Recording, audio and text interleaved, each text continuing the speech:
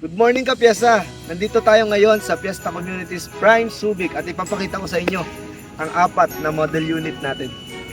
At ako nga pala si Aldrin Vito ang maghatid sa inyo at magbibigay ng puti sa inyong mga lot.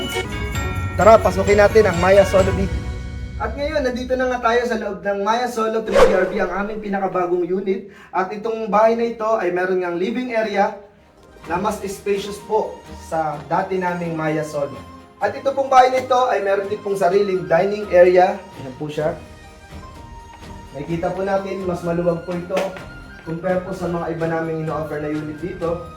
At bukod dito, syempre, meron din tayong kitchen area kung saan makakapagluto tayo ng mga masasarap na ulam para sa ating pamilya.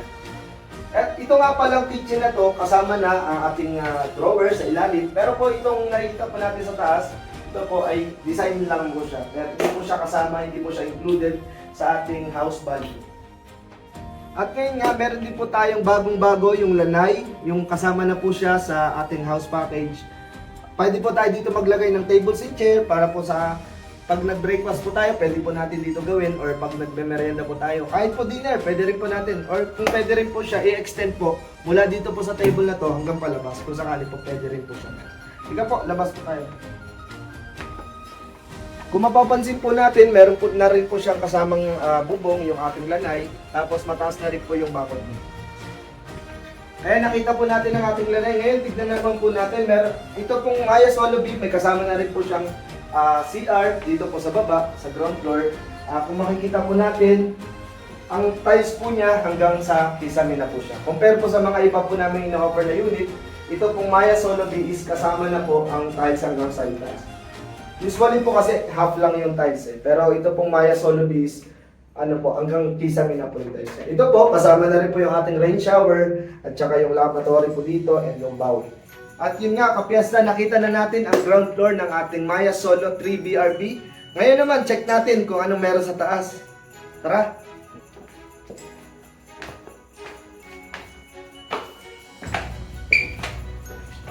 Itong Maya Solo 3BRB pala, may kasama na siyang window dito. Kasi yung iba naming model unit is close lang po ito. Dito po sa ating Maya Solo B, meron na po tayong kasamang window na pwede po natin lagyan ng design para kung sakali po, maliwanag din po yung picture. At ngayon kapiasta, nandito na tayo sa second floor ng ating Maya Solo 3BRB. Ngayon, pasukin naman natin ang isa sa pinaka-unang kwarto niya. Ito po siya. Check po natin. Ito po ang pinaka-maliit na room ng ating Maya Solo 3BRB. Pero kasya na po dito ang double deck. Kung sakali po, na single bed. Kasya na po siya. Pagdugtongin na lang. Pwede rin po tayo maglagay ng mga cabinets po dito. Yung mga nakikita po natin na gamit, ito po ay design lang po ng ating designer. Ngayon, pasukin naman natin yung pinaka-pangalawang kwarto niya. Tara po. Dito po sa ating pangalawang kwarto, compare po dun sa unang kwarto na pinasok natin, mas maluwag po itong pangalawang kwarto natin. Pwede po ito sa dalawang tao kung sakali po. Maglalagay na lang po ng double bed dito. Pero kasya po dito kahit queen size na bed. Itong drawer nga pala na to, hindi kasi siya kasama, pero ito at least meron na po tayong idea na kahit po maglagay po tayo ng drawer na malaki, maluwag pa rin po ang ating kwarto. Ito po siya. Or pwede rin po kayo maglagay ng built-in cabinet. Ngayon kapiesta, tapos na natin pasukin ang dalawang kwarto.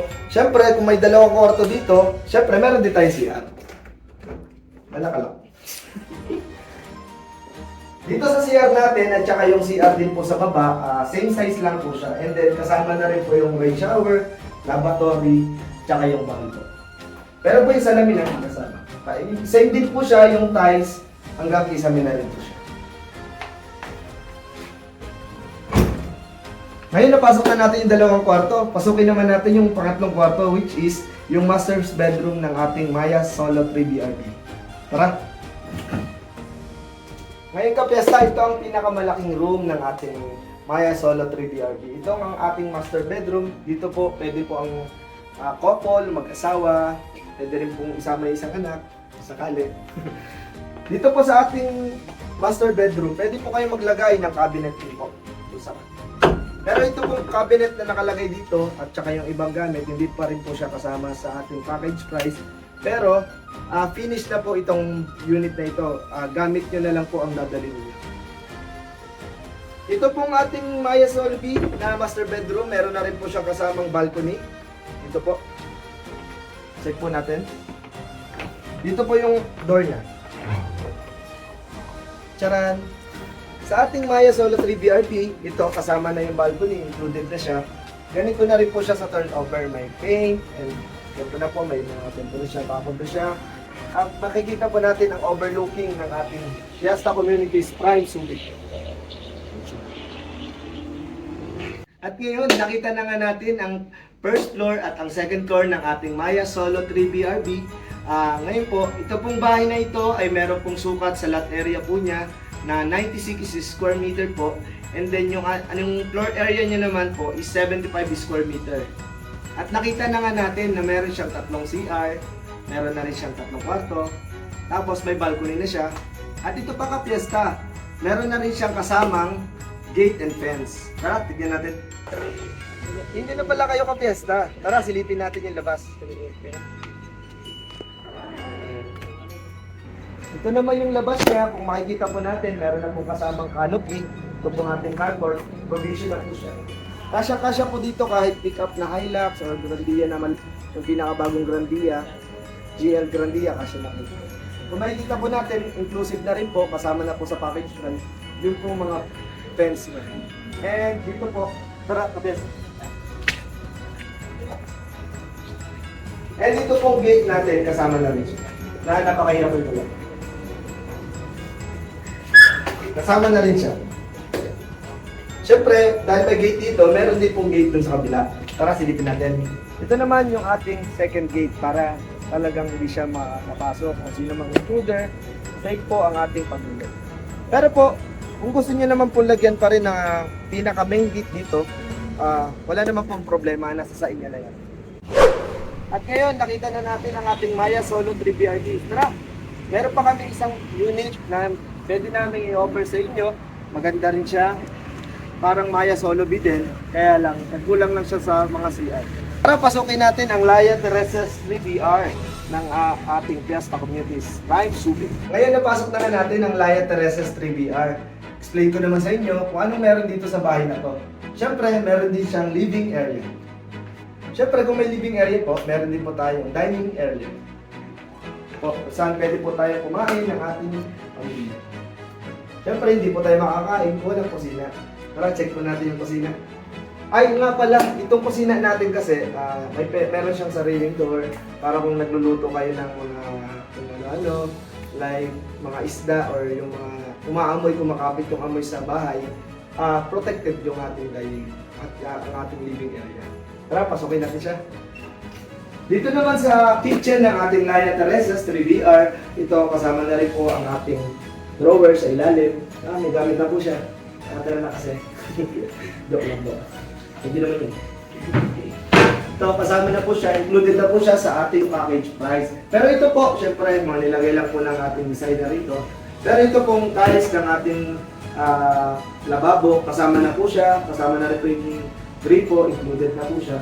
Pero syempre, yung ref po, hindi po siya kasama. Pero kung gusto niyo pong maging previous to, message lang po kayo. Ngayon, puntahan naman natin ang CR ng ground floor ng ating sa Laya Teresa Studio. Ito po siya. Like I said po, ito pong ating CR ng ating pong Laya Teresa 3BR po is hanggang half lang po yung tiles niya. Compare po sa ating Maya Solo 3BR na ina-offer po namin kanina is hanggang sa taas po yung tiles po.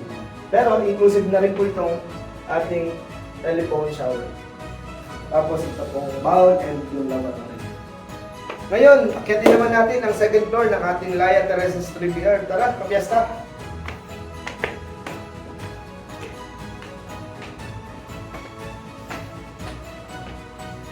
At ngayon kapiesta, pasukin naman natin ang mga kwarto ng ating Laya Teresa 3BR. Check natin kung gaano kaluwag ang mga kwarto niya. Tara!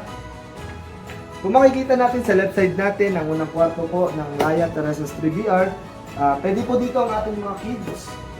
Kung sakali po, pwede rin po ditong maglagay ng double deck na higaan para po mas maging marami po ang kayang ma-accommodate niya.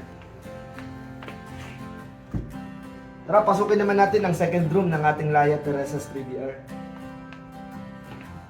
Kung makikita natin, same lang halos siya ng size nung unang room ng ating Laya Teresa's 3BR. Pero pwede mo rin iganon yung bed mo or pwede rin po maglagay ng double bed dito para mas marami po ang makatulog sa ating second room.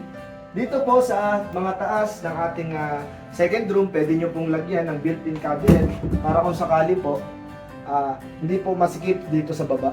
Kasi kung kagaya nga po nito, dito sa baba, medyo masikip po siya. Pero dito po, pwede po natin lagyan ng mga built-in cabinet ang ating second room. Tara, pasukin naman natin yung third room. Kapiesta, ito ang ating master bedroom ng ating Laya Teresa's 3BR. Ngayon, makikita natin, kung i-compare po natin sa naunang pinasok natin ng dalawang kwarto, mas maluwag po ito.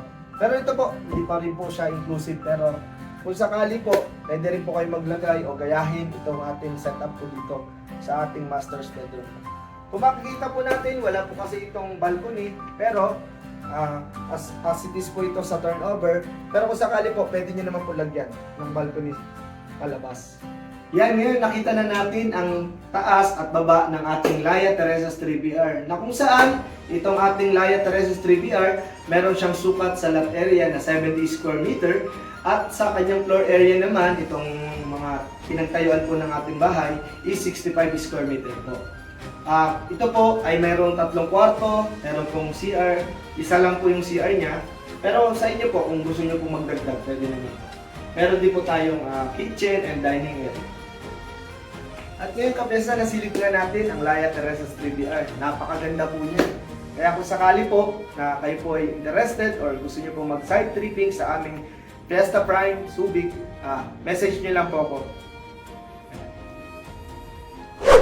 At ngayon nga, napasok na natin ang Maya Solo 3BRB at ang Laya Teresa's 3BR. Ngayon naman, pasukin din natin ang aming couple units po namin na tinatawag po namin Saya Teresa's 3BR. Tara, pasukin natin ang Saya Teresa's.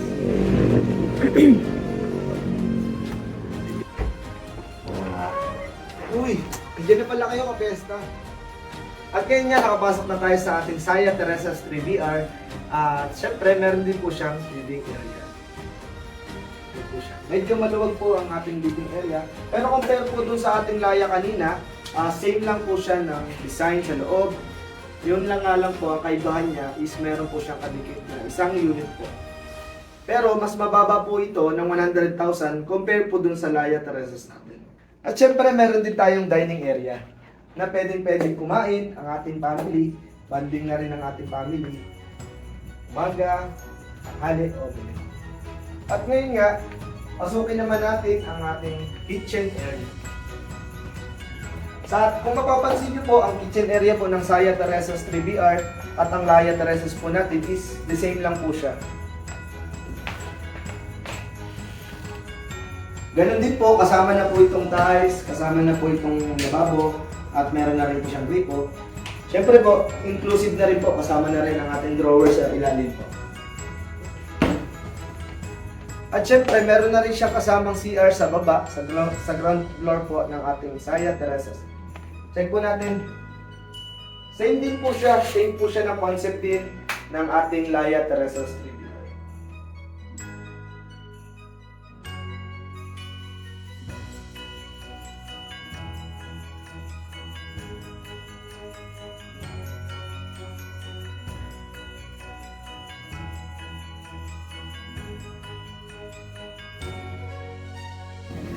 At ngayon nga kapiesta, napasok na natin ang ating mga offer na model units dito sa Prime Fiesta Communities. Ngayon kapiesta, kung meron po tayong mga tanong or gusto po natin magpa-side tripping, libre naman po ito. Basta kontakin nyo na lang po ako dito sa baba para po, or call and text nyo na lang po ako para ako po i-assist ko po kayo sa ating side tripping. Ngayon muli, salamat po. Ako po si Aldrin Vito, ang inyo pong sales agent dito sa Fiesta Communities Prime Subic.